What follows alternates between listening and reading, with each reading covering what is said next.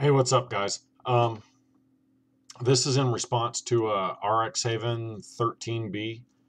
You just posted the unboxing your first homebrew kit. Wanted to go through a couple of stuffs with you. You were questioning what it had on the instructions. Um, LD Carlson is the name of the company that makes that kit, and you can go to their website and download the Brewers Best instructions because I did the Brewers Best kit my first time and I really liked it. So I kind of wanted to get along with that kind of stuff. Um, on step number 4, it tells you to start your boil. You bring it to a gentle rolling boil and add 110 of 3.3 pounds light malt extract. Continue to stir as it returns to a gentle boil, because when you add your extract, it's going to, since it's colder than what your water is boiling, it's going to bring your boil down to nothing.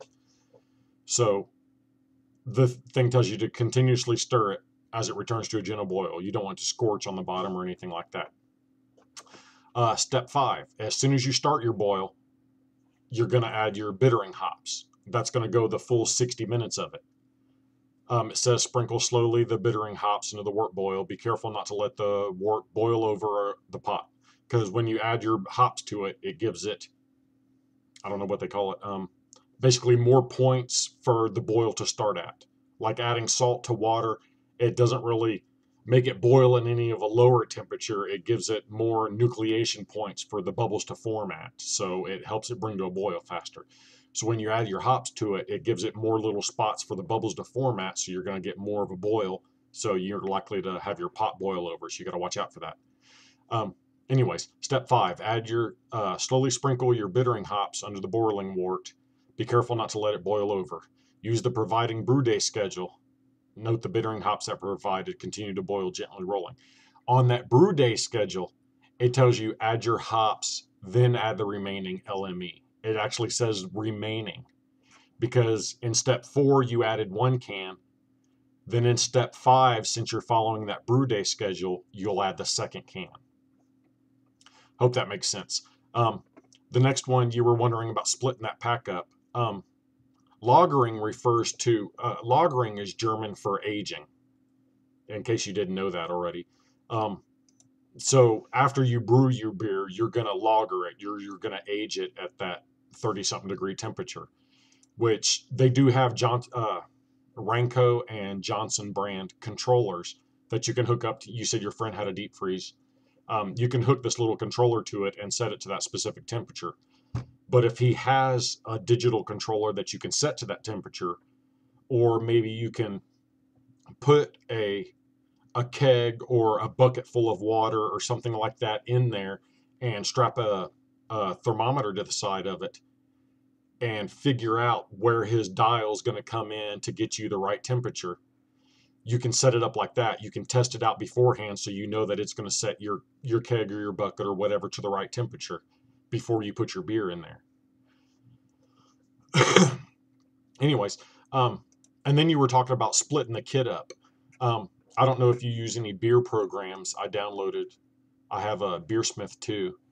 Um, if you split that batch in half, so you're using 1 can of that extract, you're not going to get a 5 gallon batch. You're going to get a 2.5 gallon batch. Because if you did a 5 gallon batch, um, you'd only end up with a wort beer that was, I don't know if you have a hydrometer, it'd be a 1024, which would give you like 2.3% alcohol, which is, really not what a beer is. Um, but yeah, you cut that batch in half to a 2.5 gallon batch, and you're looking at 4.5% alcohol. So that's probably on par with what the beer would have been originally because you've got two of them there. Um, that's going to give you a perfectly clear beer. There's going to be no lighter than a Budweiser or Coors would be. It'll be just really nothing to it. No body, no flavor, no anything. It would be like Alka-Seltzer with alcohol in it. That's what those specialty grains are for. That'll give you your body, your mouthfeel, your flavor, your aroma, your hops, stuff like that.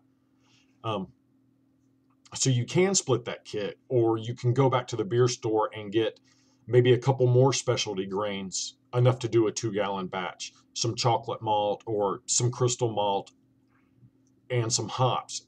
It only costs you $3 or $4 to get enough to do a small batch. If you were going to split that batch in half, you would only buy a pound or two of extra grains and an ounce of hops to make that half a batch, because you've got 8 ounces for a 5 gallons. You're only going to need half that for a half a batch.